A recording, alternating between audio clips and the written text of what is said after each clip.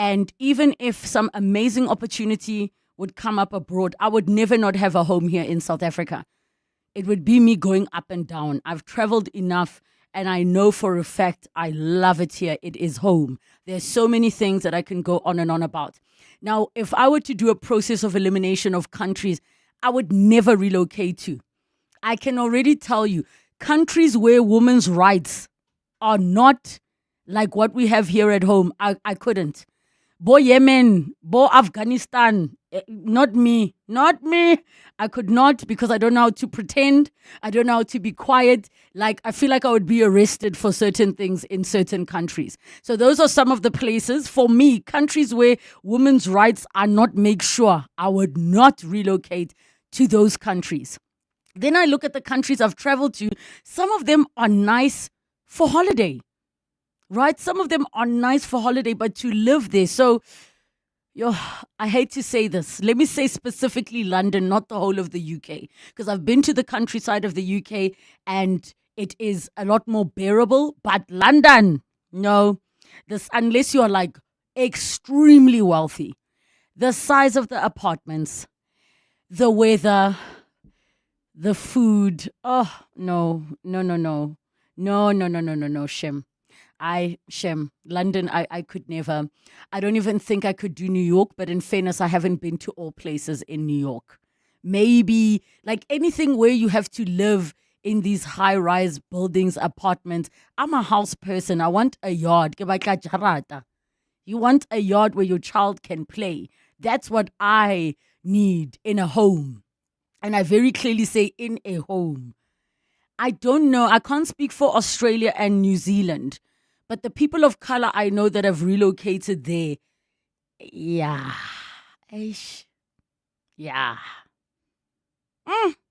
Certain places actually I know where in Europe I probably couldn't relocate to. Eastern Bloc Europe. Abo Russia. I mean, unless there's an amazing opportunity, I can go get a job in Russia. Just kidding. I'm too old for that job, for that opportunity. But on a serious note, don't take opportunities to that country specifically. I want to hear from you. Where would you relocate to and why? Where would you never be able to relocate to and why? We're going to be taking all of your voice notes, reading your WhatsApps throughout the entire show. I want to hear from you. 011 883 0702 and the WhatsApp line 072 702 1702. Clement Maniatella. Weekday mornings, 9 to 12. 9 to 12. Yes, you're right. The talent is there, but is the environment conducive for the talent to come in? What I'm talking about is the board of the Republic of South Africa. The board of directors of the Republic of South Africa is Parliament. It is from that 400 that we have to choose those who will occupy executive positions, including the president. And South Africans need to decide, I want a different quality board. Right now, I am sorry to say, South Africa does not select its best to govern it. We've got to be frank about this. You can't ask a donkey to run the Durban July. It will not win. And that's what South Africans continually do. Songo Ezosibi, the leader of Rise Mzansi. Clement Maniatella. 9 to 12 on 702. It's the clarion call for the 26th Standard Bank Joy of Jazz. This year, plan your days wisely because we're pulling out all the stops. Jazz at Lincoln Center, featuring the legendary Wynton Marsalis, returns in triumph to the Sandton Convention Center on the 26th and 28th of September 2025. But that's not all. Over 60 world-class acts light up 4 stages throughout the weekend. Actually, why choose? Treat yourself to the full experience. Grab all 3 days exclusively on Ticketmaster. Take me there. You could do something first and still be doing it wrong. What hurts is sprinting but never making it to the finish line. Quit going in the wrong direction because with Sunny Sixt, you can rent here and globally. Other car rental companies only have a vision to try harder. We actually deliver. While they leave you feeling blue, our budget and vibe match yours. For a tailored service offering premium at every stage, book premium car rental excellence with Sani Sixt. What does extraordinary mean to you? Is it being voted South Africa's most trusted enterprise telco 2 years in a row? Vodacom Business helps more than 133,000 businesses with AI, cloud, enterprise apps, IoT, and security. One seamless ecosystem. Together, let's build the extraordinary that sustains today and protects tomorrow. Start your journey at vodacombusiness.co.za. Further together, Vodacom Business. Spar brings you super savings. Get 1 liter 6-pack Spar Long Life, full cream, low fat or fat-free milk, excluding lactose free, for $89.99 with Spar Rewards, or 900 gram original Bacoma Wheat Bix for $49.99. Save 15 Rand with Spar Rewards. Plus, you could win your share of 6 million Rand in instant cash. Prices valid until 7 September 2025 while stocks last. T's and C's apply. The Money Show. Weekday evenings at 6. From your vantage point, right in the sort of middle of the industry, how worried are you about what's going on here? I mean, do you know what is going on here? To be honest with you, we're not worried. We're used to this, unfortunately, is what I can say. The tourism industry leadership being kind of up and down and left and right. Mark Waxberger, CEO at Capital Hotels and Apartments. The Money Show. On 702. Let's walk the talk. The Money Show, Stephen Curtis, is brought to you by APSA CIB, proud sponsor of the SARA Rail Conference 2025. Your story matters. APSA is a registered FSP. 702 afternoons. With Relebogile Mabotja. 19 minutes after 1 o'clock, Franchise Your Future in Afternoons with me, Relebogile Mabotja, is brought to you by Cash Converters. Take charge of your financial future. Start your franchise journey with Cash Converters on 702. And you must listen up to this conversation if you are looking for an amazing opportunity, because franchising is more than a business model. It's a journey of commitment, of leadership, and building something meaningful that lasts. So we're diving into what true success in franchising looks like beyond just profits and numbers. Engela van Logerenberg, who is Group Financial Director at Cash Converters Southern Africa, brings valuable insight from her dual role as a senior executive, but also an active franchise co-owner. So join us as Engela shares her vision for how franchising can empower South Africans to achieve financial freedom while making a real difference at the same time. And if you're ready to take that first step, Cash Converters is giving away 10,000 Rand to help kickstart your journey to franchise your future. Enter now at primemediaplus.com and tell us why you want to open a franchise. Franchise your future on Afternoons with me, Relebogile Mabotja, and it's of course brought to you by Cash Converters on 702, and Engela is in the building. How are you doing? I'm very well, and yourself? I am doing so well, and I'm so excited to hear from you on this, being an entrepreneur myself. Now, you have obviously quite extensive experience in financial management and leadership, and of course you're a co-owner of 2 Cash Converters stores. What inspired you to actually venture into franchising? I think it was made very easy by the fact that I obviously know the numbers and I have all the inside information. They can't lie to you. No, I can't. And I think it would have been very irresponsible not to take up the opportunity, because I could see how successful the Cash Converters franchises are. I know the business model inside out. I know the infrastructure. I know the support that goes into all the stores and all the franchising. So I think it just made it so easy to take that step. And it was really an easy decision to make. So how has the journey then been for you? And what would you say has been the biggest lesson that you have learned about franchising?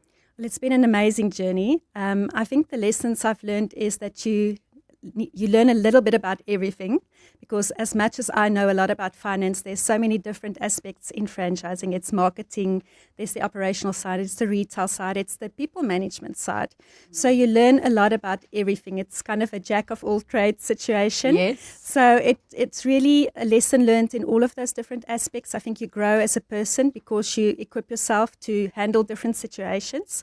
And it's just been amazing. The support is really fantastic. I think that also makes franchising a lot easier than a standalone business, because you've got so many people with all the expertise and knowledge to help you. And that definitely makes it a lot easier. So what are some of those key do's and don'ts when it comes to franchising? Well, I think the biggest do is obviously follow the model. Right, because it's as it's simple tried as and that. tested. Exactly. It works. Exactly. And that makes it easy. If you just follow the model, then you're on the right path. Don'ts is definitely to go in your own direction and try to do your own thing. Don't veer off the path. Listen to the franchisor, listen to the people that know how to do it, follow their advice, and then you can't go wrong. So I think that makes it a lot easier.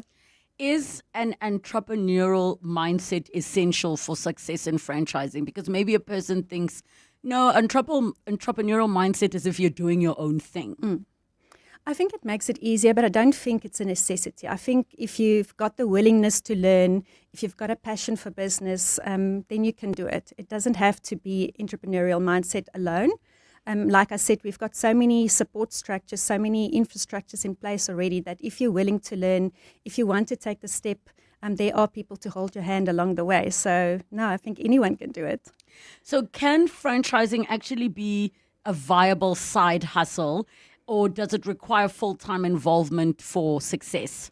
I think it's very important to understand the business. So as much as maybe later on you want to have it as a side hustle, I think in the beginning it's important to be there, to be present, and to understand the ins and outs. You can't buy a business and then just give it over to someone else to run. I think it's important to really understand it.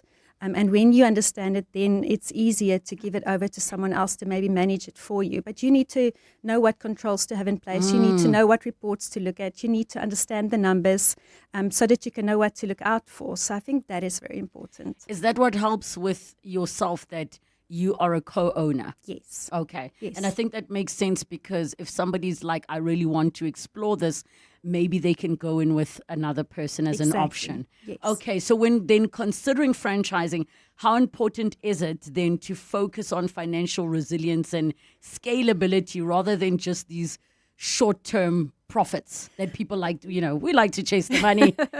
I think we all know about these get-rich-quick schemes, but I definitely think a franchising is you're in it for a long haul. Yes. And if you want to build wealth and if you want to build sustainable wealth, then you're in it for the long run. And that's how you build and scale your business and also your wealth in the long run. So I don't think people should see it as just a quick fix and a quick get-rich scheme. It's a long-term investment, and I think when you see it as a long-term investment, you will reap the rewards for that. What role does community engagement actually play in building a franchise that's doing well? And can you maybe give one or two examples of those kind of engagements? Well, I think our businesses and our stores are all about involving the community. We obviously employ people from the community, and I think that is one of the bonus points that, if I can say it like that, you get people from the community and you also give back to the community. We employ between 10 and 15 people per store, and each of those people, again, have 8 people maybe dependent on them. So if you think of how that's giving back to people and improving their lives, we're very proud of the fact that we could change some of our employees' lives where they came in, maybe didn't have a job.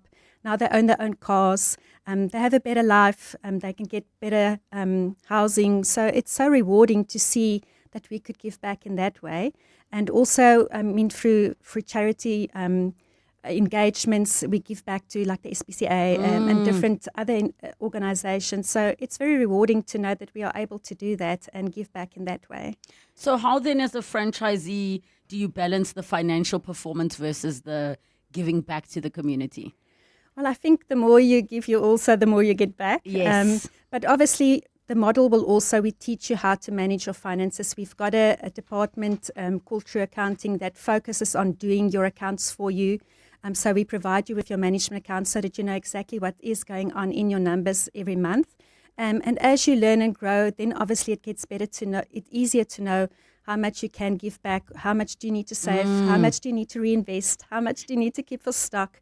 But again, we help and guide through that process to make sure that people understand exactly how to do it, and to make sure that they understand the consequences of saving, investment, and growing the business. So if we then look at the rising cost of living, and we're not in a great place as the economy, many of us are looking at ways to boost our financial stability and increase our income. So what does financial freedom look like through franchising, and how can one achieve that?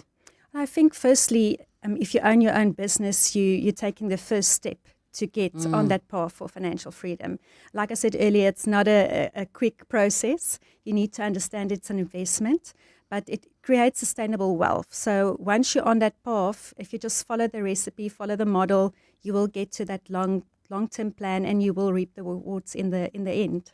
So as someone who has walked this journey, so you are really speaking from experience, and I think it's so perfect during Women's Month.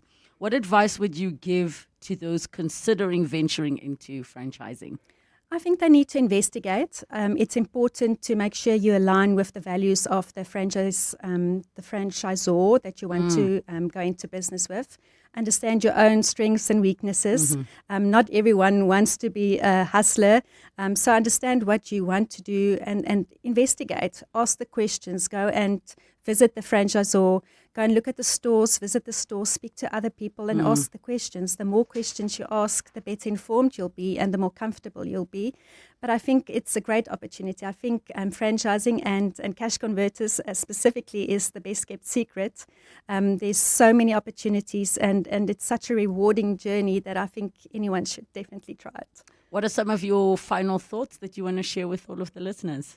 I think, like I said, I think we're the best kept secret. And I think people underestimate the value of secondhand, of retail, of belonging to a franchise where there's so many infrastructure and operational support where people can hold your hand so that you can be successful. Because if the franchisee is successful, obviously the franchisor is successful as well. So it's really a two-way street. And we want to make that happen. And we want to make sure that people take that opportunity and that they're successful. Please give us the secret. I mean, you are an exec at Cash Converters Southern Africa. You're a co-owner of 2 franchises. You also are a woman in your own right who has responsibilities at home. How do you find the balance? I don't think there's a perfect balance.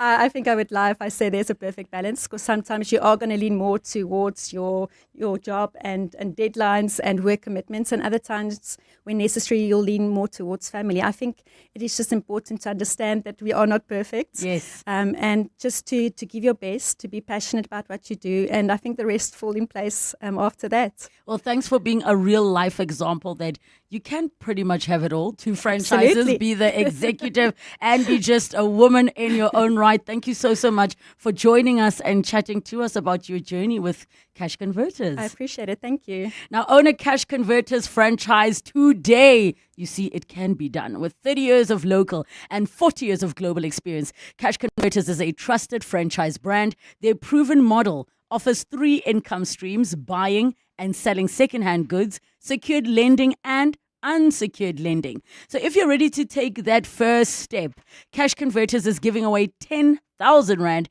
to help kickstart your journey to franchise your future. Enter now at primemediaplus.com. That's primemediaplus.com, and say why you want to open a franchise. Find financial freedom. Join Cash Converters and make life happen. It's 1:30 time for your latest Eyewitness News headlines. Good afternoon. Thanks, Relebogile. Good afternoon. The urgent legal battle between top cops Shadrack Sibiya and Fani Masemola has been delayed by an application for the matter to be heard before a full bench of judges. Sibiya, who is the Deputy Commissioner for Crime Prevention, approached the Pretoria High Court with an application for his reinstatement after his suspension last month. The suspension was prompted by explosive allegations made by KwaZulu-Natal Provincial Police Commissioner Nhlanhla Mkhwanazi. The Electoral Commission has started talks with Cooperative Governance Minister Nkosini Hlabisa to finalize a date for the upcoming local government elections. The 5-year term of municipal councils is set to expire in November next year, with elections expected to take place shortly after. The law requires that new local government elections be held within 90 days after the term ends. And finally, Spotify technology will start rolling out a messaging feature this week to both free and premium subscription tiers. The music streaming platform announced the introduction of a way for subscribers to chat with their friends on the app in a bid to become a more social content consumption app today. Those are the headlines. This Eyewitness News and more at 2 o'clock or as it happens. EWN Traffic. Well, at this stage, if you are traveling through the Devland area heading towards Eldorado Park, we still have roadworks causing heavy delays. This is on the Golden Highway between the N1 and Union Avenue. Also leaving the Joburg CBD, traffic remains sluggish. M2 westbound between the Crown Interchange and Main Reef Road, and look out for those faulty traffic lights in the Alex area at Marlborough Drive and Far East Bank, as well as in Rand Park Ridge at Bayers, Nodia and the N1 North. If you come across any other traffic issues, please WhatsApp us on 072 702 1702. There's more EWN on air, online, and on the EWN app. Bongani Bingwa, 702 Breakfast. Weekday mornings, 6 to 9. South Africa's tourism sector is at a crossroads. You remember, of course, last week, Minister Patricia de Lille dissolved the board, the very board she appointed herself. They're calling you Dictator de Lille. Are you? Let me say there's absolutely no crisis in the tourism sector. We just had one-day execution lab with the full sector. The Tourism Business Council, all of them were there. So there's no crisis. Bongani Bingwa, 6 to 9. On 702. On the 20th and 21st of September, the DSTV Delicious International Food and Music Festival, powered by Lotto Star, brings you the flavor, the music, and the vibe with international stars, South Africa's top performers, delicious food from local artisans, and fashion that turns heads. It's the ultimate heritage weekend experience. Gather your friends on Saturday and make it a family picnic day on Sunday. Join interactive cooking demos, explore vibrant art, and celebrate 30 years of DSTV bringing entertainment to Africa. One ticket gives you access to it all. Visit ticketmaster.co.za with more on deliciousfestival.com. Time. When you're a kid, it moves slower than a sloth trying to get through airport security. There is just so much of it. Skip forward a few years to your 20s. Time is still your friend. It says have some balance. Go party and have fun. Then your 30s hit. And time suddenly steps on the accelerator like it's trying to catch a traffic light before it goes red. 40s. Now time is moving faster than your 10-year-old on a sugar high. 50. You're desperately trying to save as much as you can, but time is moving so fast. And all you can think is, where did all the time go? That's why after 50 years of investing, we've learned that time is the greatest gift of all. And the good news is, if you invest early, time gives you money. And then money gives you more time for some much-deserved you time. Now, isn't that a compelling enough reason to invest? Ellen Gray. Long-term investing. Ellen Gray is an authorized FSP. Unfold extraordinary with the brand new Samsung Galaxy Z Fold 7 5G 512 gig. Get it on a 6 gig Red Core plan from 1,749 per month over 36 months and double your storage with Vodacom, Mzansi's winning 5G network. Enhance your deal. Add 149 extra per month and get the Galaxy Watch 8 eSIM and Galaxy Buds 3. Available in-store and online. T's and C's apply. Further together. Vodacom. WhatsApp Relebogile on 072 702 1702. 25 minutes to 2 o'clock. I asked a question of all of you. If you had to relocate to another country, which country would it be and why? And maybe tell me the country you would never relocate to. 011 883 0702 in the WhatsApp line 072 702 1702. I've already said I would never go to Eastern Europe. Well, some of it. Maybe I'll do Czech Republic. I would never go to some of the countries in the Middle East where women's rights are not made sure. Abo Yemen. And then I would also not relocate to places that are too, like, you know, the London vibe. Your apartment's the size of a 3/4 bed. And then, like, also, it's expensive. Now it's raining. Now I'm down. I can't. So I want to hear from all of you. One message says, North Korea, secure living conditions there. Okay, North Korea, was not aware. But also, you have to ask yourself, beyond the secure living conditions, I mean, what about the culture shock part? Afternoon, if I were to relocate, I'd go to Botswana. That's actually a consideration. At least you're dealing with people who you can understand. The culture is not too far off, but Botswana, Bako Botswana, they have a different level of, how do I say? Oh, there's a word I'm looking for and I can't find it right now. Those of you that know the word, it's not I'll come up with the word. And I know my family ko Gaborone, they also have that thing I'm referring to. Sajida in Benoni says, I would not relocate to a country where there's no affordable help. I cannot do without a housekeeper. Word! Do you guys know? So I have a friend who relocated to the US. You will pay for your domestic helper around 120, 150 US dollars. They come for 2 hours and they just do basic cleaning, right? So people generally then can afford once a week. They don't move furniture, let alone lift the sofa. Like as in the cushions on the couch. They don't move things, guys. They don't. So can you imagine spending almost $2,000 a day and they don't move things? So it's not like you're paying $2,000 and it's a crew of 8 people coming to do a clean. No. But our lifestyles be like, so you can't go to America unless you're exceptionally wealthy.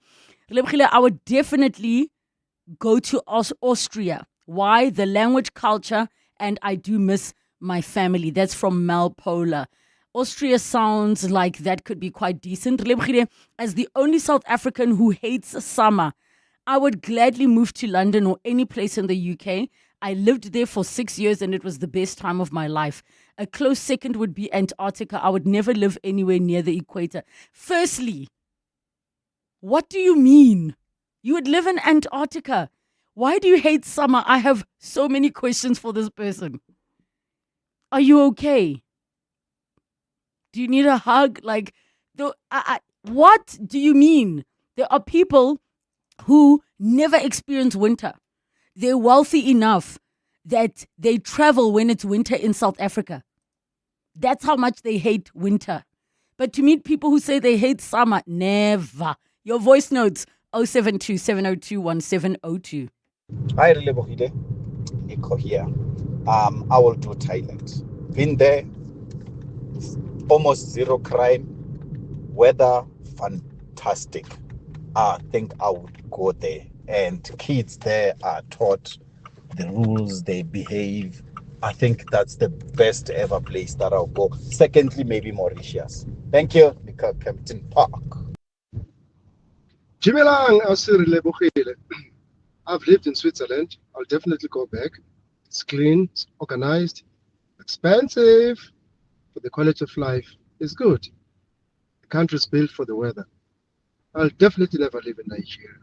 Been there, got the t-shirt. Great show as usual. Sim. Speaking about racially the opportunity, ne ke re go botsa gore di influencer kwa ba o tshwaretse mmereko sa o nyaka or ba tsaro plug top plug. But in any case, on a serious note, now the one place I'll never move to is the United States. I feel like just I couldn't. Anyways, great show. This is Welcome from Primrose. Given a chance to relocate, I'll waste no time. I'll go to Switzerland. I think Switzerland is just peaceful. The level of crime is low and corruption. I think I want to raise my family in Switzerland. I don't even think if I get a chance, I'll even think of coming back to South Africa. And you're speaking to Gumani from Bila. Have a great day. Yo, okay. I've been to Nigeria. I also don't think I could live there. And my reason is going to sound very snobby and superficial. Are you guys ready for my reason? Guys, do you know, ever since the introduction of places like Woolworths, where you can go in and grab a meal to go, where you can get, fortunately, that energy has filtered into your Checkers, your Pick and Pays. But I remember being in Lagos, in Lekki, and we just needed to grab something. And the something was not grabbable. And I wanted a Woolworths type, and it was not, yeah. And there are certain places that you can live comfortably if you're exceptionally wealthy, like Angola, probably Nigeria as well. And I think the humidity was too much for me. Nigeria is the type of place where the humidity is so bad that you're constantly like, God, can you just open a window? We need fresh air, but you are outside. More of your voice notes. Good day, Relebogile. If I was to relocate, I'll relocate to the United States. The reason being that they have a great system that supports technology startups. Since I'm currently developing a software that's going to be used in the parcel courier industry. So when I'm in the United States, I'll easily get access to a venture capitalist. I'll never relocate to Britain because Britain, the justice system discriminates against men. They give preferential treatment to women over men. So I won't relocate to Britain, no ways. Yeah, UK. There's a lot going on. Relebogile, I hate summer too. Mosquito, flies, and the heat. I get easily sick in summer. I attended a Marintia event and I did not drink alcohol, but I was sick afterwards. I may be an undercover vampire because I can't stand the sun. Guys, what is... No, man. And you're not telling me where you're from. You're not telling me your names. I need to understand. I could live anywhere in the world. Currently, I'm living in the Netherlands. I've lived in Sweden, in Norway, in England, and Scotland. And there are those people. There are those people who really can live everywhere. They really are those people who can live everywhere. They are there. Relebogile, if I were to relocate to another country, it would be Cape Town. That country perfectly fits my needs while still keeping myself local. Difference between the country and the country simply being country is keeping it local with a touch of an abroad vibe. If not that, then Eswatini would be the one province that I would relocate to. Too much beauty in that country from Zeno. Relebogile, as a South American, I would never relocate to Africa. Yo, we appreciate it, ne? We appreciate. Afternoon, if I were to relocate, I would also go to Botswana, is what they are saying. Oslebo, I would relocate to Namibia. Very clean, people are very warm, plus my wife is from there. This is Oliso from Centurion. Namibia sounds like a good one. Namibia definitely sounds like a good one. And so many more of your messages I have a person saying, I could never relocate anywhere else. I just couldn't do it. Yeah, ne? Thank you so much for all your messages and engagements. John Perlman. Weekday afternoons, 3 to 6.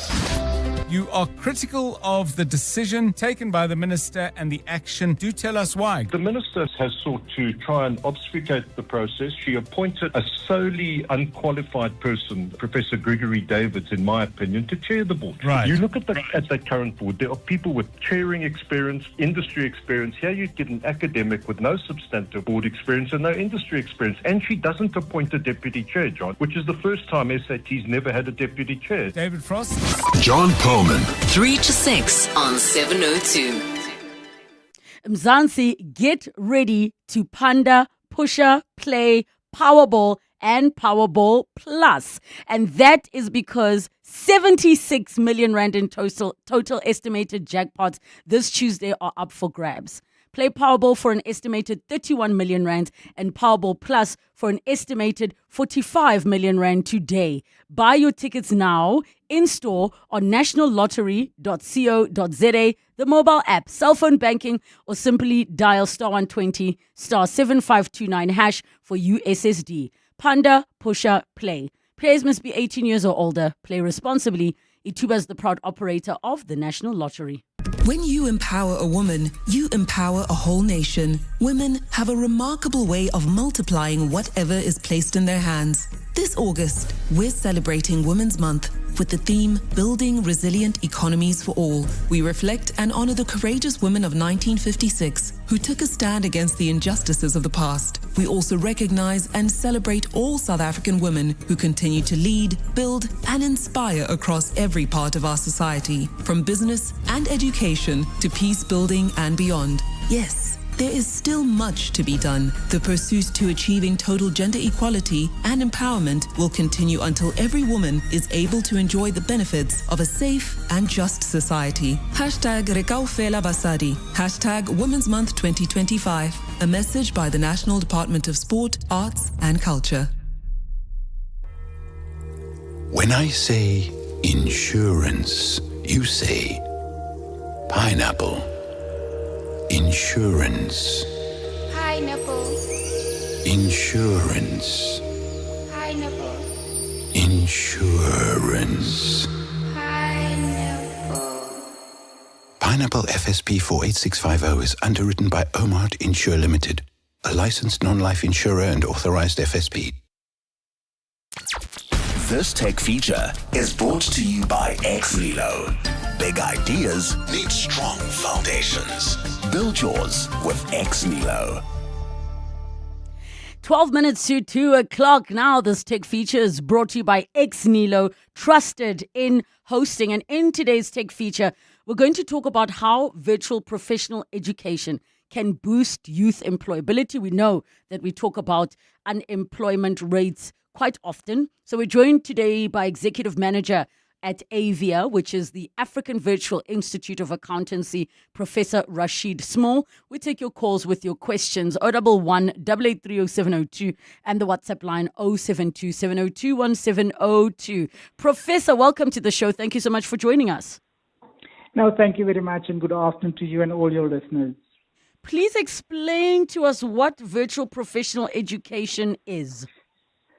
Virtual professional education is whereby you provide learning experiences for anyone pursuing a professional career that will enable them to develop not only their technical knowledge, but also their professional skills and competencies.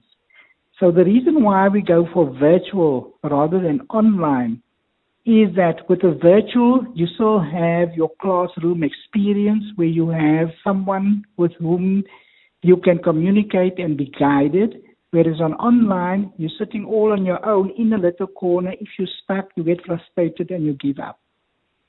I'm so glad that you did differentiate that, because I think sometimes we can get confused between online and virtual, where you're distinguishing to say, the virtual, you still get a person that is there teaching you. It's not just a course that you do on your own in your own time. That's correct. So that's the most important part. And I think the second part also is that we want to provide a learning experience. Rather than cramming your head with knowledge, we want to develop your skills and competencies so that you can become employable. And therefore you will have these employability skills that will address the unemployment in the country, which is extremely high amongst the youth, more than 40%. What do you think, because you're mentioning, skills that will make you employable, and we've touched on this subject so many times on this show, where the conversations have ranged from, why is it that recruiters are struggling? There's so many job posts, but there's so many unemployed people. Why do small business owners not, hire certain people? We've had hiring managers speak about the experiences where they say, young people lack this and this and this. From your perspective, what are the skills that are lacking? I think the most important skill at the moment is critical thinking and problem solving.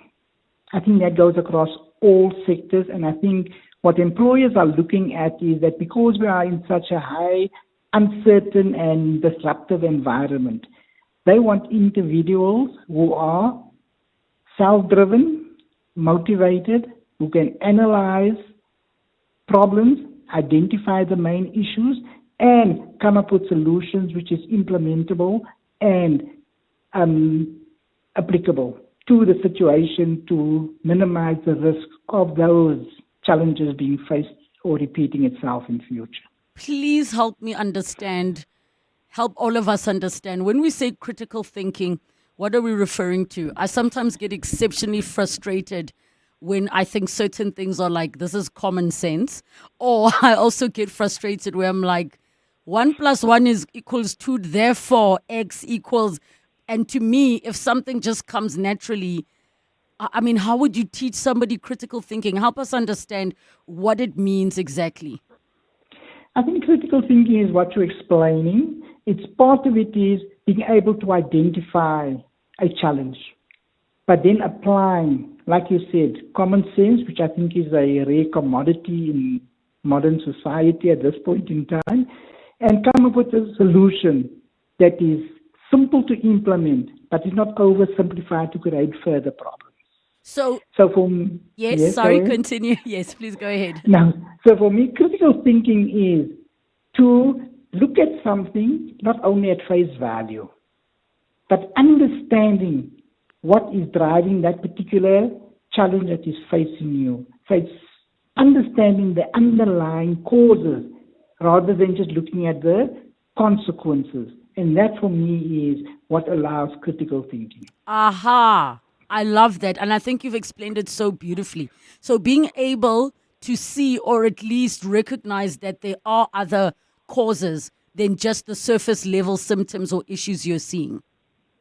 That's correct. But I think more importantly linked to that, and this is where the problem solving component comes in, that there is no such thing as one solution for all problems. But there's a range of possible solutions. And when you apply your skills, you will select the one which is most appropriate and most plausible for that particular circumstance. In terms then of how do you teach critical thinking? I mean, if there are young people listening, and then you also have no longer young people listening who employ individuals and recognize what you're saying, say, yes, that is correct. How do you teach? Because we also don't want people to wait for people to be taught. We want them to have the patience, the capacity, and the will to take in young people that maybe are not there yet, but can be taught. So outside of what you are teaching, in, like, how do you teach in this virtual space, and how can that be applied in all spaces? The way we teach it in the virtual space is to say that everyone has the unique skill of being able to be independent thinkers. And therefore, because you're an independent thinker, you will contextualize your solution to the problem as you perceive it to be. And therefore, by having that ability to develop your own solution, and then testing it against the fundamental principles will ensure that you can support your solution with factual information. And I think what we started with our virtual programs is to say, and this is very difficult, there is no right or wrong answer to any situation, but there are fundamental principles that will distinguish fake answers from the real answers.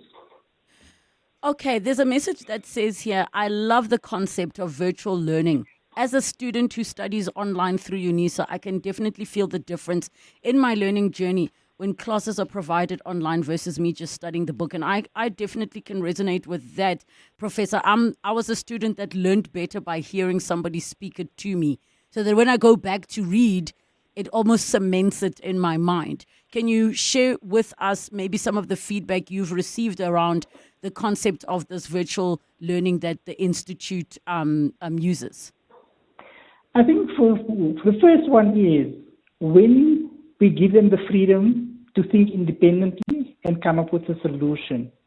They always tell us, I'm so shocked it opened my eyes of my capacity to provide solutions, but also the way in which we do virtual sessions is that we draft it from a problem-based perspective. So we give you a problem, and then we elicit collectively from the various inputs from all the students to say, these are possible answers, and then we underline it by the principles to say, how can we take all the feedback together and come up with a concrete solution that will resolve the particular problem. Final thoughts, Professor, just on this whole concept and this discussion of these skills that can really, really help boost youth employability. My final thing is to say that, like they always say, the ocean is wide. There's more than enough fish in the seas. Depending on your appetite will determine the type of fish that you will catch. And therefore, to the youth, especially, is to say that there's a large range of career opportunities.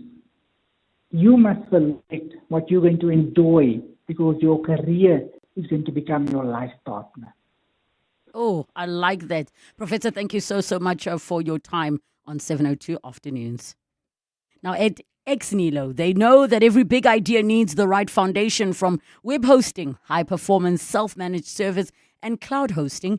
They're here to help you grow with the reliability you need and service you can trust. Because when your foundation is strong, your vision can go further. Big ideas need strong foundations. Build yours with Exnilo.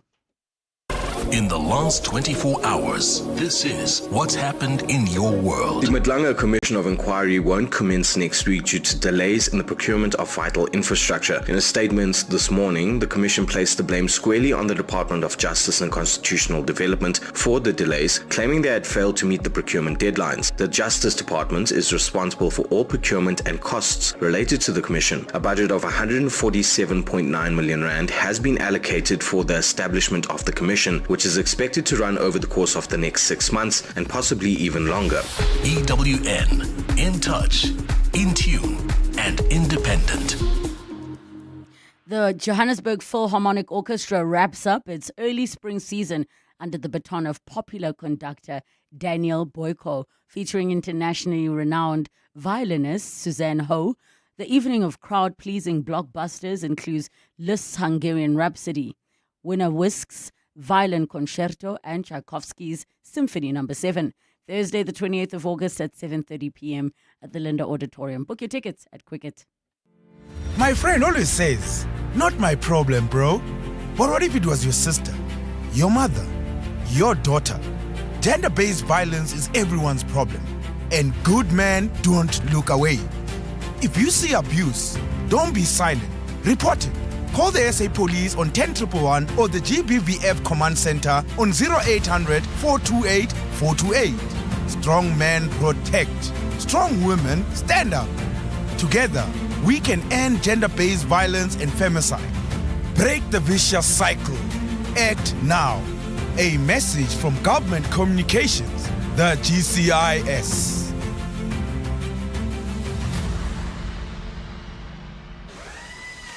Year in, year out, we're fixing tires faster than a Formula One pit crew.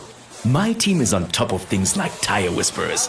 If an unforeseen accident were to happen in my workshop, at least I've got My Way business insurance to keep the wheels turning. Visit myway.co.za or dial 0860 64 64 64 and get a quote today. My Way is a licensed non-life insurer and FSP. T's, C's and standard rates apply. My Way. Live your way. In the next hour of the show, our series edition, where we'll be speaking #FemEffect with Femagene. We're talking balancing ambition with self-care.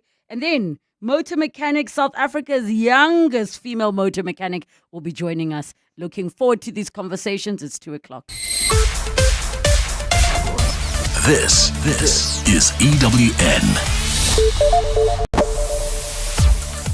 Good afternoon, I'm Maki Molapo. The urgent legal battle between top cops Shadrack Sibiya and Fani Masemola has been delayed by an application for the matter to be heard before a full bench of judges. Sibiya, who is the Deputy Commissioner for Crime Prevention, approached the Pretoria High Court with an application for his reinstatement after his suspension last month. The suspension was prompted by explosive allegations made by KwaZulu-Natal Provincial Police Commissioner Nhlanhla Mkhwanazi. Khomotso Modise has more. Suspended Deputy Commissioner General Shadrack Sibiya's legal showdown with his boss, National Police Commissioner Fani Masemola, was meant to play out in the Pretoria High Court today, but it's now stalled. This is because of Sibiya's application for the matter to be heard before a full bench of 3 judges and not just one. Speaking outside court, Sibiya said he has confidence in the justice system and the Police Commission of Inquiry. And I actually am happy that the President has put a system like this in place so that everyone can go and clear themselves out. Remember, I'm not the only one whom allegations were made against. The matter has now been removed from the urgent court roll, and all parties now await a new date for it to be heard. Komzo Modise, Eyewitness News, Pretoria. We move to the Western Cape courts, where a crime intelligence colonel is facing tough questioning in court today from alleged underworld gang boss Jerome Donkey Boyson's lawyer. Boyson and 11 others are on trial for the murder of steroid dealer Brian Weinstein, who was shot dead in his Constantia home in 2017.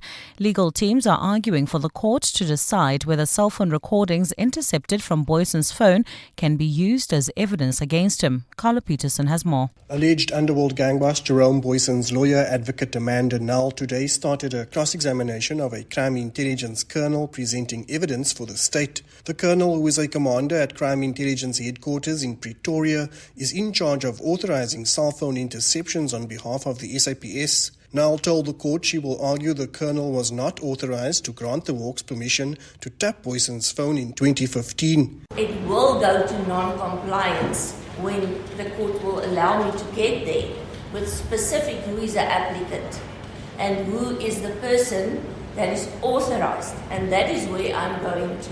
The colonel told the court he was not given the names of the officers who would have access to the recordings after he authorized the interception. Carlo Peterson, Eyewitness News, Western Cape High Court. The Electoral Commission has started talks with the Cooperative Governance Minister, Velenkosini Hlabisa, to finalize a date for the upcoming local government elections. The 5-year term of municipal councils is set to expire in November next year, with elections expected to take place shortly after. The law requires that new local government elections be held within 90 days after the term ends.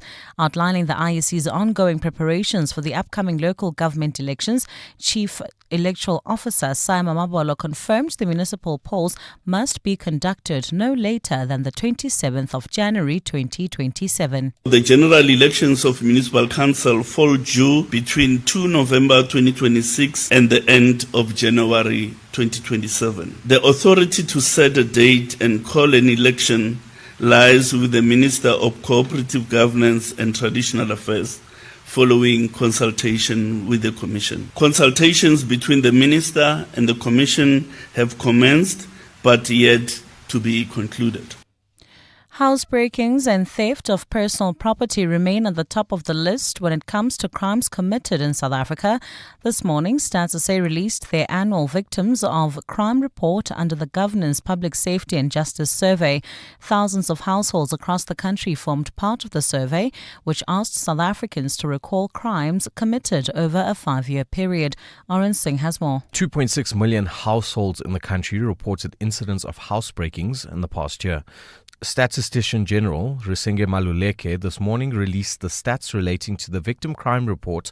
He says housebreakings has been a crime consistently at the top of the list when it comes to crimes committed in households across South Africa. The other crimes at household level continue to decline, whereas housebreaking continues to increase. He says while housebreakings remain a prevalent crime, it is not often reported to police for various reasons. Members of the public are saying there is no way they can prove it to the police that it happened, or the police would not do anything. When it comes to crimes committed against individuals, theft of personal property remains high. Oren Singh, Eyewitness News. And finally, Spotify technology will start rolling out a messaging feature this week to both free and premium subscription tiers. The music streaming platform announced the introduction of a way for subscribers to chat with their friends on the app in a bid to become a more social content consumption app.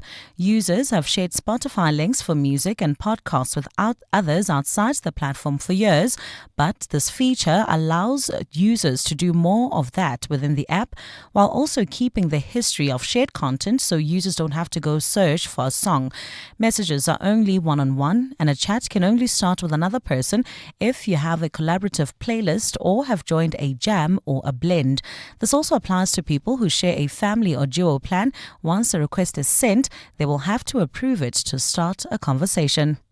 Gold's trading at $3,378.94 an ounce. The rand's at 17.61 to the dollar, at 23.76 to the pound, at 20.52 to the euro. Brent crude oil's at $67.77 a barrel. Well, at this stage, if you're in the Greenstone area, there's bumper-to-bumper traffic. This is on Morafontein Road between the N3 and Greenstone Boulevard. There's also slow-moving traffic. That's if you're leaving the Joburg CBD area on the M2 westbound between the Crown Interchange and Main Reef Road. And finally, in the Devland area, bumper-to-bumper traffic due to roadworks on the Golden Highway between the N1 and Union Avenue. The top story in Eyewitness News this hour. The urgent legal battle between top cops Shadrack Sibiya and Fani Masemola has been delayed by an application for the matter to be heard before a full bench of judges. EWN, in touch, in tune, and independent. For the latest, visit ewn.co.za or download the EWN app. Gauteng's greatest awards with 702 and Yoko. Let's celebrate excellence, one vote at a time. Go to primediaplus.com now to vote for the finalist that makes Gauteng feel like home. You're with Relebogile Mabotja. Live, streaming countrywide On the Prime Media Plus app. DSTV channel 856, 92.7 and 106 FM.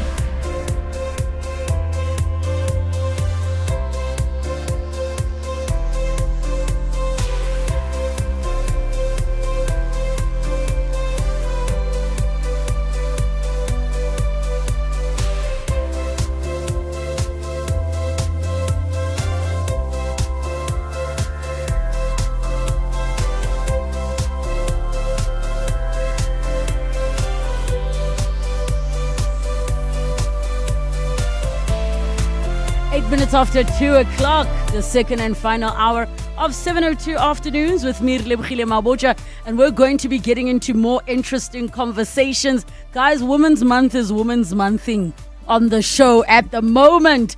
We are going to be having episode 4 of our series edition on hashtag FemEffect with Femagene. We're talking balancing ambition with self-care. Oh, I need all of you ladies to share with us. What are some of the tips and tricks that we can share with one another? How do you balance ambition with self-care? Because sometimes the two, it seems like they don't really go hand in hand. Hey, it comes with some kind of self-sacrifice. We'll be joined by Reneilwe Masoga, legal professional, digital creator and mom for that conversation. Then in our car feature for today, South Africa's youngest female motor mechanic will be joining us, Reneilwe Masoga, as well as her mentor, Nico Lagidze, for that conversation. Get in touch with us. Give us a call, 011 883 0702. SMS us, 31702. Tweet at Relebogile M at Radio 702 using the hashtag 702 Afternoons and the WhatsApp line 072 702 1702. 702 Series Edition. The FemEffect Series Edition with me, Relebogile Mabotja, is brought to you by Femagene. Choose care that empowers. Choose Femagene. Care for all the woman you are every day. And for today, we're joined by Relebogile Mabotja, who is just a force to be reckoned with. A legal professional, digital creator, and devoted mother who is making her mark across platforms. Whether she's standing up in court or speaking to thousands online, Aurelia leads with purpose. She's built a brand based on empowerment, using her voice to educate, uplift, and spark real conversations about womanhood, ambition, and self-care. Those are things that are right up my personal alley. And as part of Femagene's hashtag FemEffect campaign, Aurelia joins us to explore how young professionals can stay true to themselves while chasing big goals, only right here on 702 Afternoons. Aurelia, welcome to the show. Thank you for joining us. Thank you so much for having me. I mean, firstly, can we talk about the legal professional part? Because, ma'am, what made you want to go into that space?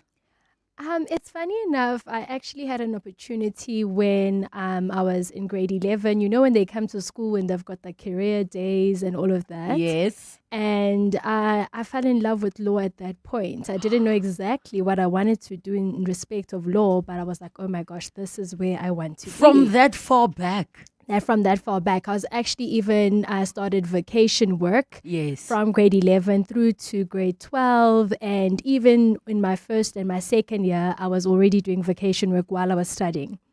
And I think it's so great that you were able to already discover early on. Yes. Because that helps to give you some kind of direction. Absolutely. Absolutely. In terms of now the digital content creator part, when did that come into the picture?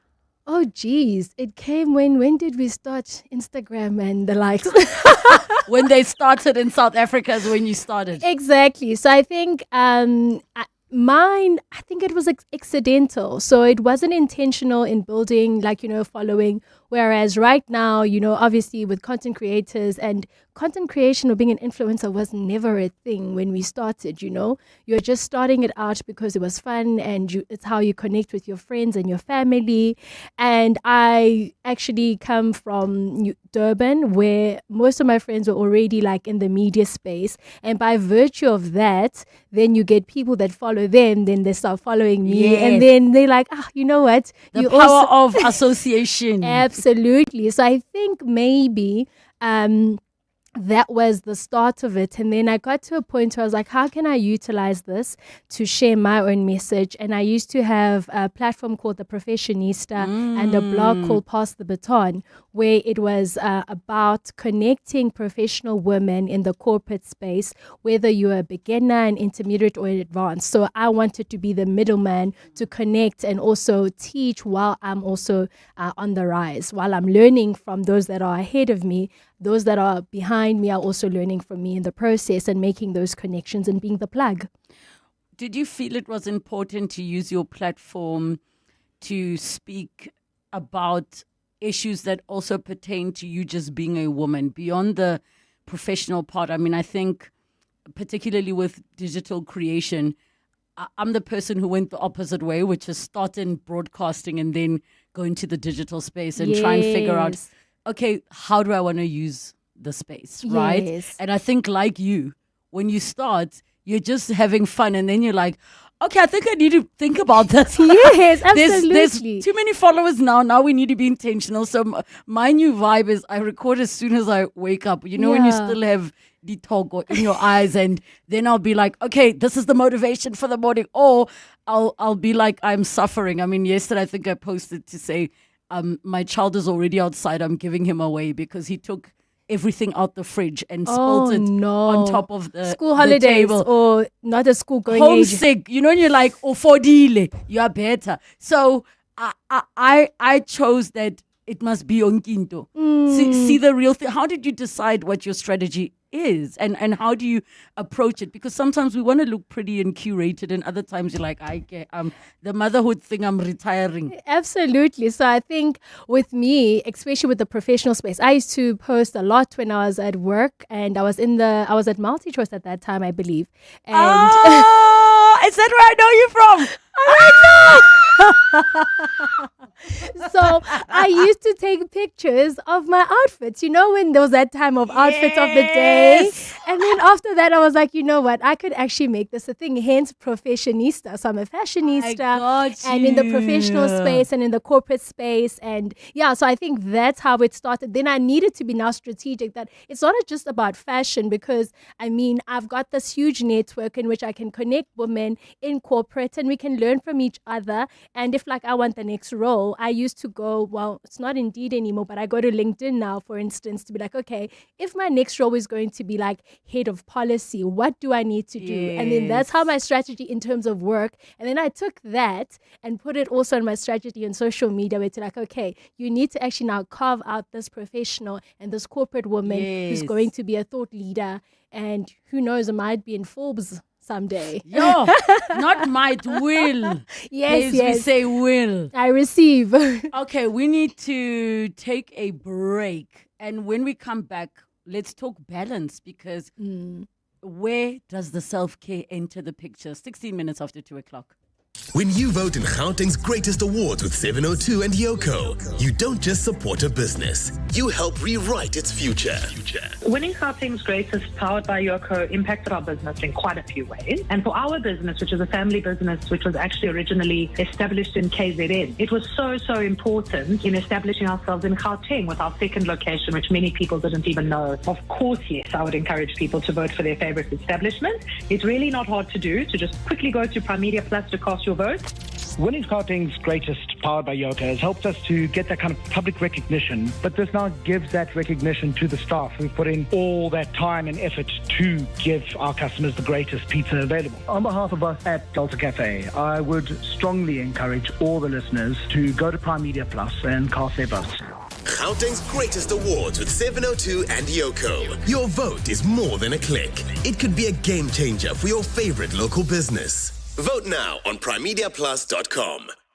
The South African Future Trust Summit is fast approaching. This premium entrepreneurial showcase will return to the Sandton Convention Centre on the 5th and 6th of November, with international and local speakers sharing groundbreaking insights from their entrepreneurial journeys.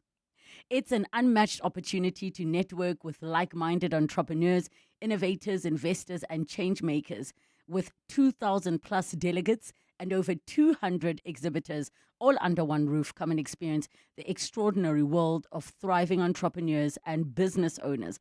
Avoid missing out. Get your ticket now for 1,800 Rand each for the 2 days at summit.southafricanfuturetrust.org. That's summit.southafricanfuturetrust.org in partnership with 702. Spring into gardening at Chamberlain from 4 August to 12 October. Best Buy ceiling trays at R29.90 and Cultura compost at R24.90. Available at any of our 9 branches throughout Gauteng. Expert advice and friendly service guaranteed. You also stand a chance to win your share of 90,000 Rand in gift vouchers every Saturday until 12 October. Chamberlain, famous for hardware and gardening since 1903. Dis-Chem's Beauty Fair is here. It's time to treat yourself at your fabulous fragrance destination. Big date coming up? Find a fragrance that makes it unforgettable. Crushing it in the boardroom. Make an impression before you even speak. From fresh and floral to bold and unforgettable, get your perfect fragrance match at Dis-Chem's Beauty Fair. Don't miss out. Deals end 14 September. Tip your way to glory in the Hollywood Bets Punters Challenge, the free-to-play horse racing game with daily cash giveaways and massive jackpot prizes. Pick all the winners on the race card and you could win 100,000 Rand. Bet 50 Rand or more on your selections using the Bet Slip feature and you could walk away with 1 million Rand. Visit punterschallenge.hollywoodbets.net today and tip your way to the top. T's and C's apply. Hollywood Sportsbook is a licensed betting operator. No persons under the age of 18 years are permitted to gamble. Winners know when to stop. South African Responsible Gambling Foundation toll-free counseling line 0800 006 008. The 12th edition of the DSTV Delicious International Food and Music Festival, powered by Lotto Stars here. Experience unbeatable vibes this Heritage Weekend at the Kyalami Grand Prix Circuit on the 20th and 21st of September. On Saturday the 20th, catch Don Toliver Cuesta, Inkabi, Zezwe and more. Then on the Sunday the 21st, don't miss the iconic Lauryn Hill on her 25th anniversary tour with special guests Wyclef Jean, YG Marley and Zion Marley with Lyra, Mandi Sidyankis and Zoe Mudicha also performing on the Sunday. Tickets at Ticketmaster, the DSTV Delicious International Food and Music Festival, powered by Lotto Star and proudly supported by 702. 702. Series Edition. 20 minutes after 2 o'clock, we continue with our series edition. Hashtag Fem Effect with Femagene. Actually, go out to the socials and search hashtag Fem Effect on TikTok and see all of the other conversations that were had on that space. We're still chatting to legal professional, digital creator and mom Aurelia Ngumalo, who has been sharing how she got into the legal space, how she evolved in the digital content creator space. But we don't need to ask you how you became a mom because we know. You know, my parents and my grandparents They will don't have you know. believe. Will have you believe otherwise. Listen, I tell everybody the same thing. I went to the hospital and there was a baby waiting for me there. I And just then went there. came back I home. sneezed too far. I love it. So now, how do you do the balancing? I don't. You know, I said to someone the other day, how are you coping with this? And they're like, I'm not.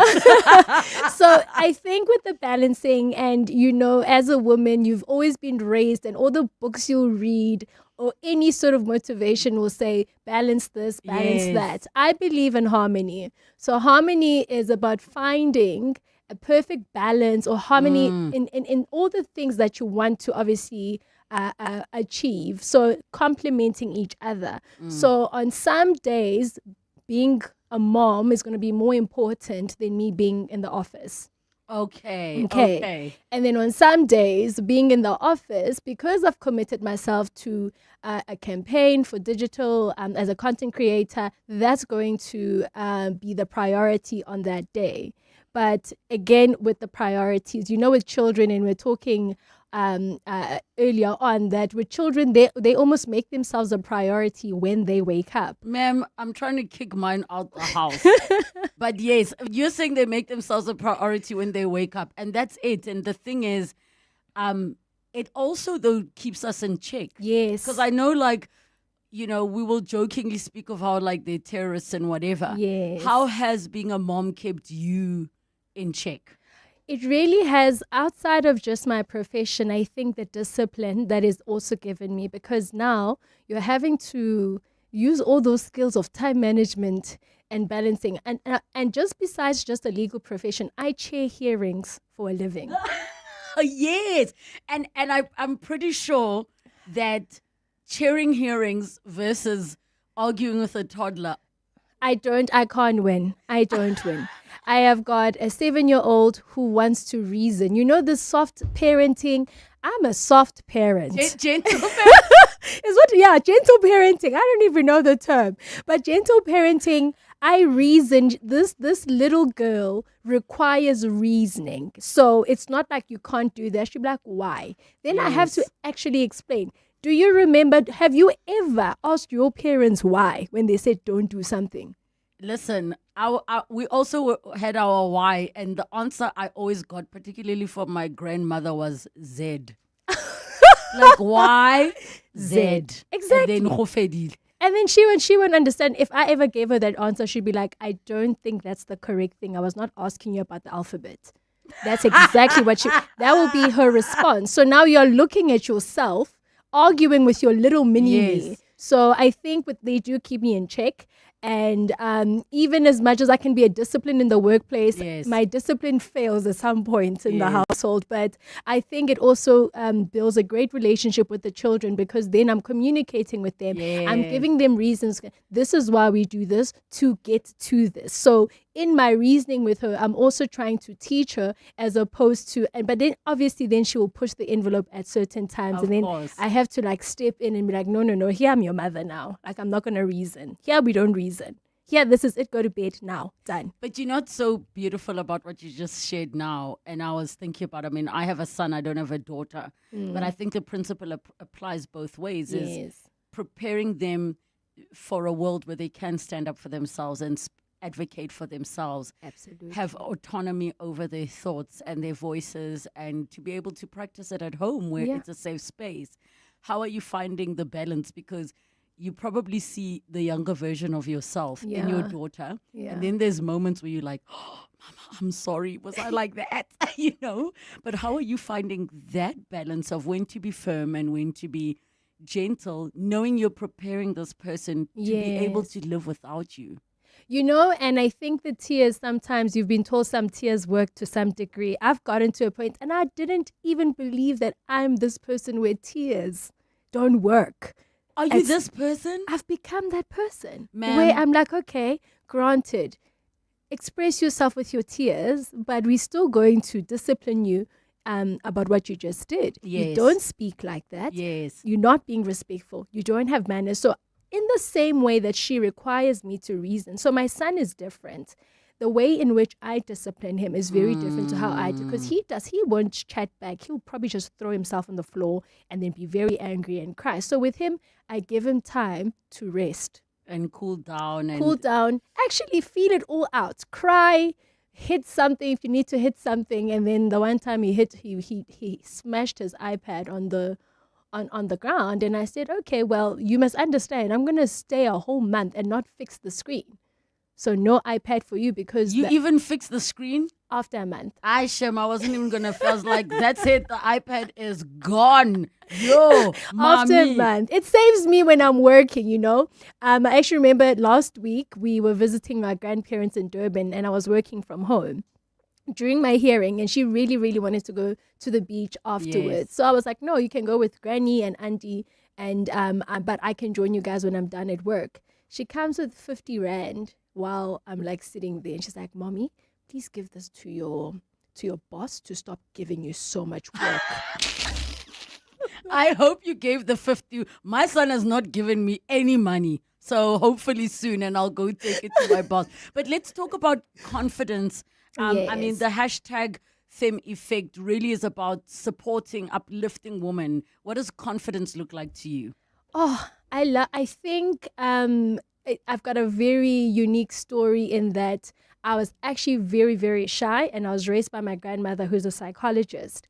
So to a point that she remembers me at any given point, I would hide behind her skirt. Then she's like, nope, there's going to be a problem here. And that's how I started modeling school, where she was encouraging this confidence and being outspoken and building this confidence and being able to stand and speak, which for me was the biggest gift that she could have given me, because I guess I wouldn't be where I am if I had lacked that confidence. So confidence for me, and it's a joke to some people, because most of my hearings at work are virtual, I will still sit and dress up and wear heels. As you should, man. I wear my heels because I get confident when I'm dressed up. I get confident when I'm wearing my favorite heels, and I'm just like, listen, I'm going to listen to you, but you are not going to tell me otherwise, or not be able, or think you can manipulate me in any sort of way. But I feel confident in how I'm dressed and how I also show up, and in how I respect myself as well. Yes. And I think what I really enjoy about the meaning and the initiative of Femme Effect is about that dignity, which is not just a basic, it's not a luxury, it is a basic need. And I mean, it's a constitutional right as well. So having that dignity, and how can you express or even fight for that dignity if you don't have confidence and boldness, and even you're not even aware of that, of that right for yourself. I'm glad you mentioned dignity, especially because the hashtag Femme Effect by Femagene really is around supporting women through access to intimate care. And we know that that is all about dignity. Yes. And I just wanted you, in closing, to share with us what this whole initiative means to you personally. Yeah, so for me, it was really such a personal thing. I actually used to have an initiative that I used to run, which was related to sanitary pads, which was called Hershima, which is her dignity in Swahili. So I really, really loved it, because with so much access to information, there's also a responsibility in what information is shared, which then can be reshared and which people can actually use. So if initiatives are like this, who are actually teaching women, and you are also then teaching them and equipping them with this information to be confident in going forward and getting out into the world, and also to not feel, because I mean, if you've got intimacy issues and you've got issues in your intimate areas, that does impact how you show up. It does impact your confidence, and it does impact the person that you actually become, because now you are dealing with this internal struggle that people are not aware of. And I think in sharing and having that access to information, you're also giving room for other women to come forward and speak and be bold and actually work through these things that are workable, and not just something that you are suffering with by yourself. Thank you so much for chatting to us, and just for sharing your beautiful journey. Where can we follow you on the socials? On Instagram, it's just Aurelia Ngumalo. On TikTok, it's Aurelia Ngumalo too. There's a lot of other Aurelias there, and they not She's me. the pretty one. Being a woman means showing up through every high and low and still finding your strength. Femagene supports that with pH-balanced, intimate washes and wipes designed for your body's everyday comfort and care. And through the hashtag FemEffect, every product helps provide a menstrual cup to a woman who needs one, along with education and support. So it's about care that starts with you and reaches someone else too. Because when women support each other, confidence becomes a movement. That's the Femagene hashtag FemEffect. It's just after 2:30.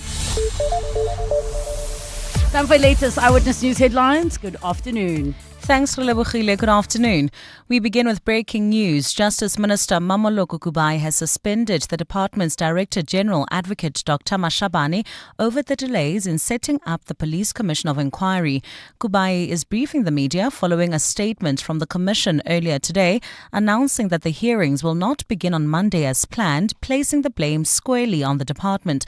The Commission was set up to investigate allegations made by KwaZulu-Natal Police boss Nhlanhla Mkhwanazi last month. Finance Minister Enoch Godongwana says he expects full operations to continue at the Government Pensions Administration Agency after placing its CEO on precautionary suspension.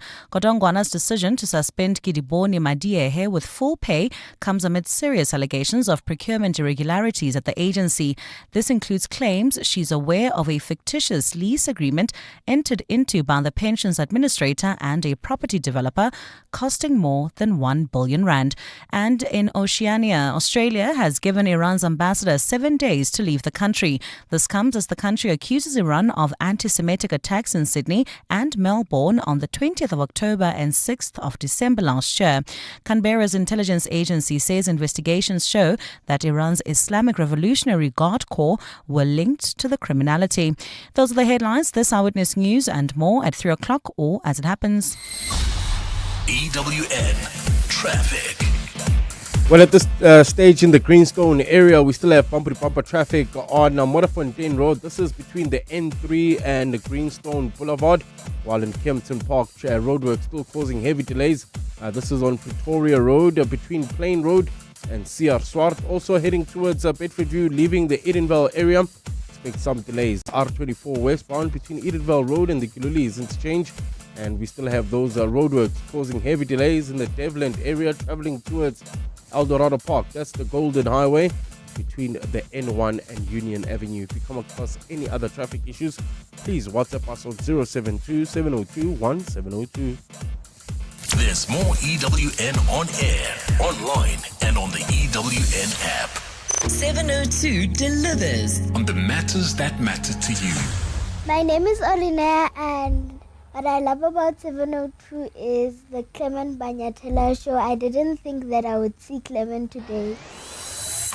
Thank you for sharing your thoughts. so we can deliver more on what matters to you. 702 listens. Let's walk the talk. At the heart of global conversations shaping the future, Africa's voice matters more than ever. As Africa's largest bank by assets and lead sponsor of the B20 Summit, Standard Bank Group is proud to spotlight the continent's growth partnerships and potential on the world stage. Through informed dialogue and powerful partnerships, Standard Bank is driving sustainable growth where it matters most. Standard Bank is an authorized FSP and registered credit provider. Spar brings you super savings. Get 2 kg Tastic long grain, parboiled, brown or soft absorbing rice assorted for $34.99. Save 10 Rand with Spar Rewards. Or 2 litre Spar sunflower or canola oil for $69.99 with Spar Rewards. Plus, you could win your share of 6 million Rand in instant cash. Price is valid until 7 September 2025 while stocks last. T's and C's apply. Mr. Govender, congrats on the retirement. You just sold your car to We Buy Cars. Tell us about it. Yes, it just gathered dust in the garage, so I exchanged it for cold hard cash. Now my wife and I can enjoy a stress-free retirement. Retiring the car as you retire. Nice. So why We Buy Cars? It was so quick. They came over to our house to do the evaluation, and we sold it the same day. Tops, man. Okay, so now you got even more time on your hands, eh? Exactly. We Buy Cars. Geared for your next chapter. Geared for you. The Festival of Motoring, powered by Westbank, brings the spirit of Ubuntu to the Kyalami Grand Prix circuit from the 29th to the 31st of August. Experience thrilling track drives, 4x4 adventures, drifting, supercar hot laps, and F1 demos. Get your tickets on Howler and use the promo code RADIO for a special discount. The Festival of Motoring, the power of new. Coming up on 702 Drive with John Perlman. 702 Drive is coming up from 3 to 6 p.m. with John Perlman. John, how are you doing? Doing well, thanks. Good afternoon to you. How are you doing? I am doing well, and I'm so curious, and I have to ask the question I asked everybody at the beginning of the show. If you had to relocate anywhere in the world, where would you relocate to? And if the answer, where would you relocate to and why? And which are the countries you would never relocate to? Oh, so I have to go to another country? Yes, so you have to relocate. You don't have a choice. You have to relocate. And which are the places? So, for example, I said I'd never relocate to certain countries that women's rights are not make sure. Those like, Yemen, Afghanistan, wherever my rights would be compromised as a woman, I would never relocate there. Some people have said Botswana they would relocate to because it's quite similar. Some have said they would never relocate to Nigeria. Others had said, actually 3 people said Switzerland they'd relocate to. Which are the countries you'd relocate to, and where would you never, and why? Sure, never. How long have you got? Are there that many? I mean, off the top of my head, but I'm confusing a place I like being to a place where I would live. Yeah, and it's critical. But I'm a little bit stuck there. So, I mean, I absolutely love Greek islands. Ooh. But I suspect I might be unemployable there, so we'd have to factor that out. And also it's been getting very hot there, but oh man, the ocean and right. Where would I never go? Where would I never go? Where would you never live? I mean, you've lived in the UK. That was on my. Yeah. I said like London specifically, maybe the countryside, but London specifically, I could never. Between the weather, the size and the cost of living of size of apartments, cost of living, and food, I couldn't. So I mean, can I give you a generic example? Yes. And just say I do not want to live anywhere where money is a source of huge stress for the things that I like doing. And I don't believe I have particularly extravagant habits. Obviously, I spend a fortune on clothing. What are you laughing at? Because Gert Johan could see it designs your outfits. Those outfits are like 25,000 rand a piece. but in all seriousness, where I couldn't afford to go and watch some live sport, where I couldn't afford to eat fairly well, get into the countryside, transport too expensive. So I think that would rule most of Europe out for me. Wow. Probably the US too. Yeah, I couldn't do the US. I have a black son, and that still makes one nervous that from when they're 7, you have to start teaching them how to behave when they get pulled over by cops. But the list is short because South Africa is that amazing. Yeah, well, that's why I asked you, I mean, we can't call Cape Town another country. Oh, somebody already said they'd relocate to Cape Town because it's got a bit of Europe. It still feels like home. I think you could and would relocate to Namibia. Me? Yes. Oh, well, I've been to Windhoek, but for work, saw almost nothing. So, the country, I'll have to check it out. Yeah, I feel like you would be comfortable there. They've got game farms. They've got beautiful everything. Hulle praat Afrikaans, so you can verstaan. You do great in Namibia. Okay. Let me go check it out. I'll let you know. But I'm not going anywhere. Okay. Definitely not today. You are going, though, to do your show. So what's coming up? I am. So coming up on the show, I'm probably not going to go to Russia either, but the issue around the influencers and the role they played in getting people to go to work, to take up work options that proved to be absolutely less than they expected, and in some instances quite risky. The government has said they're handing over a list of these influencers to the cops, but is there anything they can be charged with? Is this a real thing they're going to pursue because they know where this might go? Or is this just performative, saying, well, look how seriously we're taking this thing. We're handing over these names to the cops. So we're going to speak to somebody who knows about the law in this space. We'll do that at 25 minutes past 3. Because I find that so interesting. And I'm so glad you're having that conversation, because I don't know if you recall there was a time where, and this is internationally, influencers were being held to account if, let's say, they got paid to promote some Forex thing, let's say. Okay. Right? And then you get paid to promote this thing, and then people were scammed. Or Fire Festival, that big documentary, all the influencers that were paid to promote the Fire Festival, some of them got sued. But this is international, so I'd be curious to find out, because if they're going to do that, what are the charges you're arresting somebody on? And then the real question is, what responsibility do influencers have when it comes to promoting a product? And what is the timeline on this? Because 5 years before, or even 2 years, make it even 1 year before it actually went under, if someone said, invest in Steinhoff, I did, then, people would have said, what a smart guy.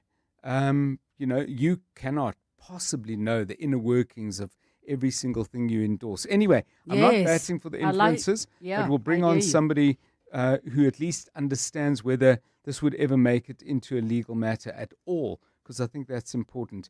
Speaking of legal matters, and crucially so, the Madlanga Commission, which was meant to look into the allegations made by Lieutenant General Nhlanhla Mkhwanazi, has now had to delay their public hearings because the logistical support and practical support they're supposed to get from the Department of Justice has not been forthcoming. I see that the DG and the DDG, one of the Deputy Director Generals in that department, have now been suspended. So clearly the Minister is unhappy. I'm not sure what that solves, but anyway, that's the developing news. We'll pick up on it a little bit later. We said yesterday we were going to talk about the pressure that's being put on principals and teachers. The headmaster of St. Benedict's College is pushing back in a public letter saying this has got out of hand. You've got to find another way to deal with this. And the IEC has been talking about preparations for the 2026 election. I know it's a way off, but the preparations began a long time ago. Important to just catch up with what they've got to say about their levels of preparedness. We'll do that at 10 to 5. I'm definitely going to be tuning in for that one, because we know it's going to get interesting. Things always get interesting during electioneering time. So let's tune in to 702 Drive with John Pullman from 3 to 6 p.m. If you want to know about the heart and art of jazz, look no further than the Standard Bank Joy of Jazz Festival, a grand ensemble of over 50 world-class acts across 4 stages for 3 whole days. That's right, from the 26th, 27th and 28th of September. The Sandton Convention Center will be demure and sophisticated as the fine Standard Bank Joy of Jazz 2025 takes you deep into the heart, the art and splendor of jazz. Take me there. Book your seat via Ticketmaster now. Mzansi, get ready to ponder, pusher, play Powerball and Powerball Plus for 76 million rand in total estimated jackpots this Tuesday. That's right, play Powerball for an estimated 31 million rand and Powerball Plus for an estimated 45 million rand today.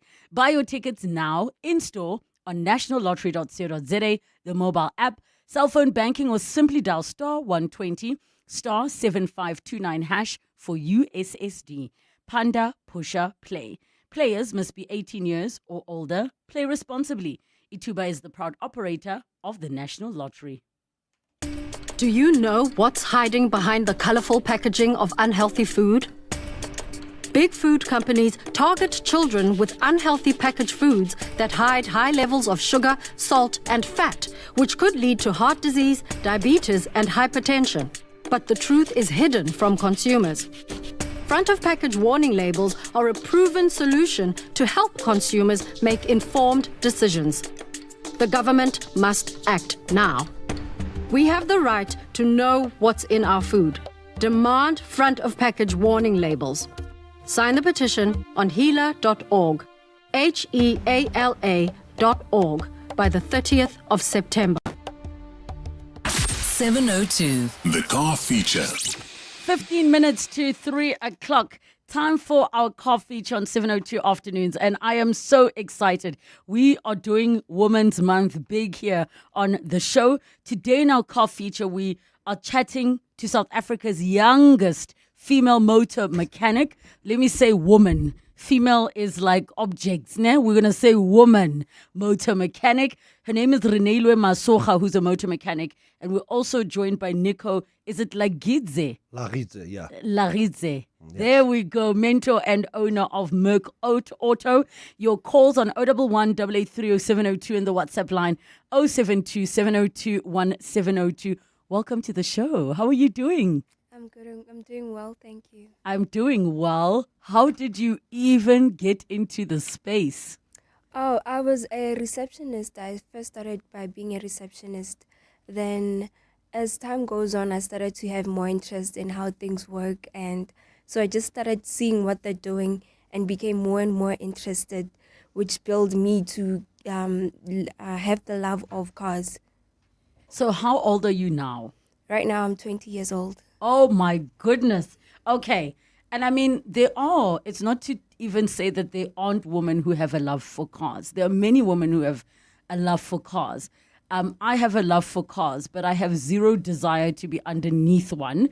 And I have to ask from your side, Nico, what does it take for a person to be able to be a mechanic? Because you get people who talk cars, and then you get people who maybe are sort of car lovers and junkies, but you don't get people who want to understand, like those who dismantle a watch and then they want to put it back together. They don't necessarily want to understand how the parts work and physically do it themselves. Number one, they have to love the what they have to do it. Like you love your job. Yes. They have to love it what they do.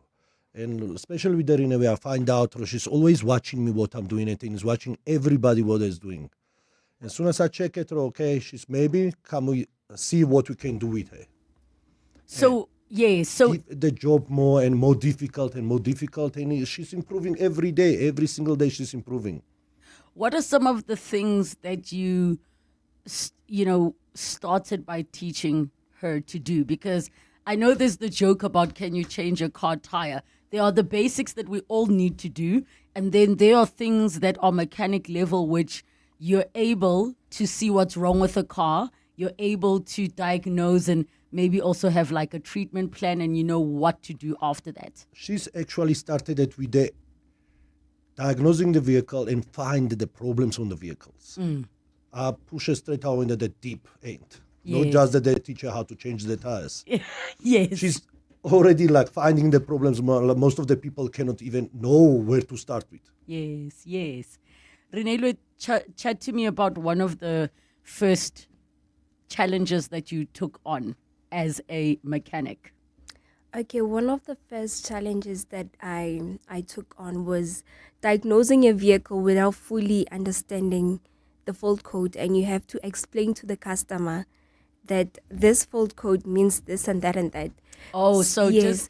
I want us to make sure we all understand. So when you say the fault code, you mean whatever the car is telling you? Yes, whatever the car is telling me. So that's one of the things I did find difficult. Not exactly not knowing what the fault code means, but being able to understand in the language that the person will understand, not in the language of cars. Yes. So that's the most difficult things. And knowing that when you explain that, it has to come. Obviously, the customer is going to ask questions. Yes. Then what is this? Then what is that? And you have to further explain to the customer what it really means. So mostly it was explaining at first. Okay, and does that mean you are at a stage or have to be at a stage? Because many of us never read our car manuals. Like, we just don't. You're excited, you have your car, and you drive. Does that mean you have to get to a level where you almost know what car manuals say and the different makes and the different models? Like you mentioned now, fault code. We know it won't be the same in a Ford as it is in a Mercedes, in an Audi. We know some of them are similar, but sometimes there's an engine light that goes on, and that could mean anything. Yes. Correct. Correct. I'm going to over from her. She's have to now. It's not like, for example, car misfiring. can tell the customer a car is misfiring. What does no, that that even doesn't mean? means they doesn't know. No, what the cause the misfire, she's have to diagnose it even date. What the cause of it. Oh, the cause of it. Yes. And in the beginning, she's really struggled with that. Okay, no, now she's very good. Please share with me, what does a car misfiring mean? Oh, it's mostly it's jerking. It's like it's vibrating. Yes. Yeah, so mostly it might be caused by the ignition coil, the spark plug, or maybe the car doesn't have compression. Okay. And how do you start mastering the different brands? Even though some things we know, like we say, petrol not getting to the petrol tank is the same in every car, as in the concept, where why is the gauge empty, but I've poured petrol? Oh, maybe the petrol's not getting to the tank, right? That's straightforward. But some cars have such unique features. How do you train yourself up? Is it by just doing different cars, or do you also sit online and read and watch videos? Mostly, yeah. Mostly I learn from my colleagues, but mostly, yeah, YouTube. I do watch YouTube. I don't want to lie. I learn most things in YouTube because I don't know what I would do without my phone at work. I do watch YouTube, and I also ask ChatGPT. It helps a lot. Nico, why are you laughing? Nico's laughing because you guys are the new generation, right? Nico, tell me how you did it in your era, because there wasn't a YouTube video. There's no YouTube, no Google, no ChatGPT. I don't even know how to use the ChatGPT anyway. Somebody asked me. That's simply experience, strip and assembly, and learn from your own mistakes. Yes. What is the challenge that you have found that she might face by relying on technology? Because I see it with, I'm in the TV space, so it's like camera operators and things like that. There are some things that you learn from experience, like what to you see my technical producers here. He, from experience, will know what to listen for. That's something maybe YouTube can never teach you, and that comes with experience. Correct. To say, oh, I'm going to level and fade and do this here. This guest is sitting this far away from the mic. This is how I'm going to balance it. But what are the challenges when it comes to being a mechanic that you have seen? Okay, this is something the internet is not going to teach you. You just have to start doing it. From youngsters, where I'm calling them youngsters, okay? That's experience that's gonna come the time or they're gonna know themselves. They don't have to watch it. Yes, maybe sometimes I'm shouting them or they don't always on the phone. I don't understand why they're on the phone, okay? Nico, now I know why they're on the phone all the time, okay? Nico, you're so old school. I love it. No, and maybe I'm gonna take the phones out of them, not to learn themselves. It's not somebody what tells you. Yes. No, that's not all the time. YouTube doesn't, I don't know, you know what? I don't like the customers with the YouTube, okay? Yes. Tells you, do you have to do that? I'm like, you don't have to do that. YouTube my guy's doing the same. I find out the first time, okay? YouTube also makes mistakes. Yeah, and it makes it look simple. Oh, yeah, okay. Sometimes I feel like it makes it look simple, and some people, they just want likes and followers. So they're just going to tell you something that is not there. When you try to do it their way, then you're just messing everything up.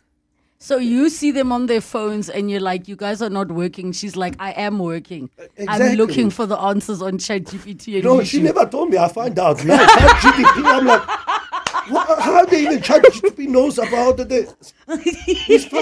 Come on. ChatGPT knows everything. Everything, yeah. Guys, Nico's mortified in studio. If I tell you, his face has turned red. He is so traumatized by ChatGPT. Let's talk about the very unique models of cars that are not made anymore. Your antiques and things like that. What is your approach, and how do you teach then a young person who, let's say, does not even remember what that bug beetle was like, that car that took so many of us around, where, do you know that in a Beetle you could touch the other driver's foot while they're driving? No, not actually. Yes, see? you could literally put your leg over and press the brakes from because there was no middle child in between, okay? Yes. But maybe share with us, how do you teach then those types of things?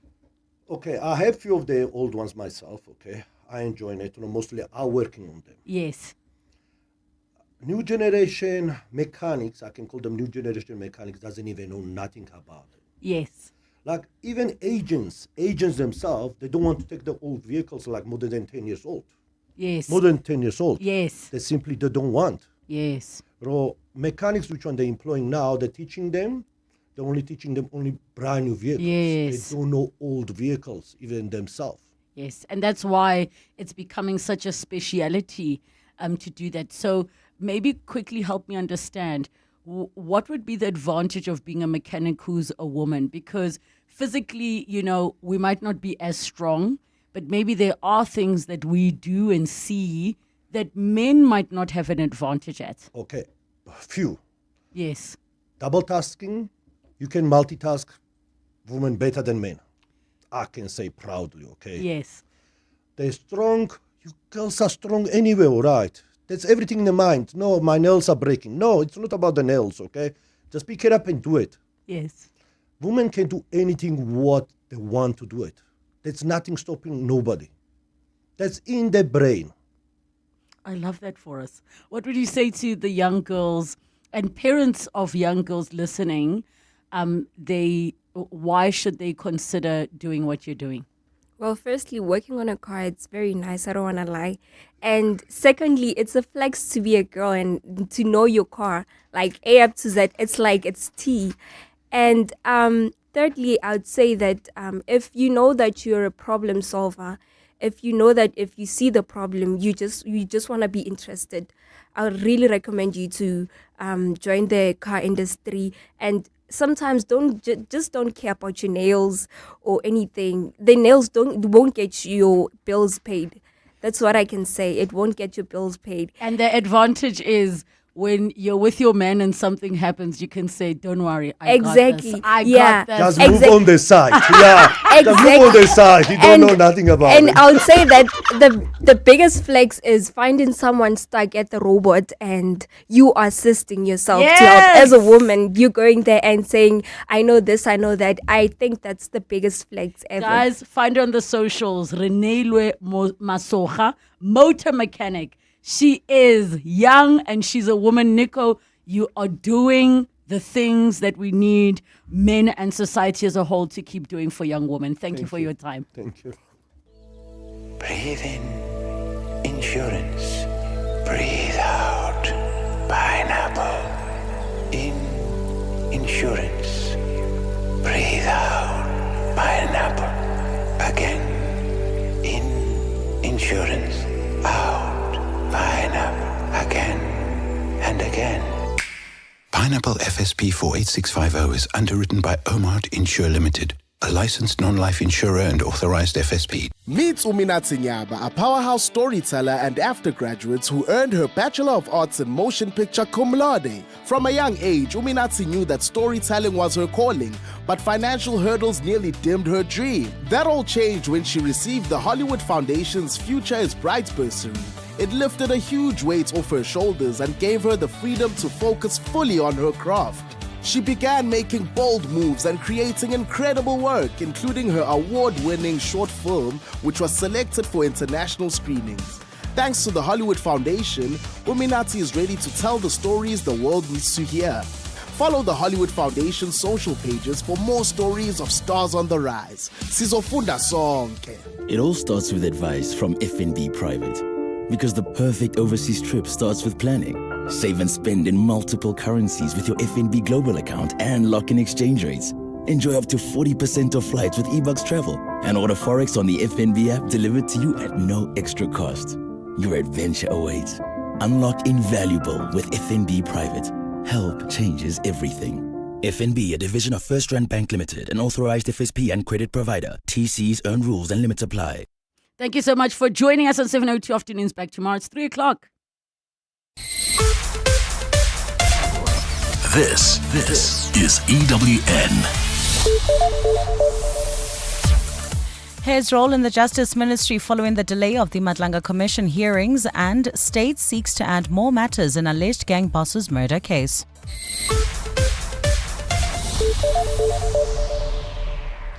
Good afternoon, I'm Maki Molapo. Justice Minister Mamoloko Kubai has suspended the department's Director General Advocate Dr. Mashabane over delays in setting up the Police Commission of Inquiry. Kubai briefed the media this afternoon following a statement from the Commission earlier today announcing that it will not begin its hearings on Monday as planned, placing the blame squarely on Bani and the Deputy Director General for ICT for failing to procure the vital equipment. Khomotso Modise has more. Justice Minister Mamoloko Kubai says when she became aware that they would not meet the deadline to start the Madlanga Commission of Inquiry on Monday as planned, she reported it to President Cyril Ramaphosa. On Friday, as I did the report, I had immediately put the DDG responsible for ICT, Mr. Jabu Tlatwayo, on immediate suspension, pending a full investigation and a disciplinary process. This is because of the failures and lapses on the system, and also not being able to do due diligence and ensuring that the commission starts on time. When asked why it was the Director General, Advocate Mashabane, who had to be suspended, she said she could not elaborate on the decision as he had not been served with an official letter. Kubai says further intervention towards the planning of the commission would have resulted in a violation of procurement and supply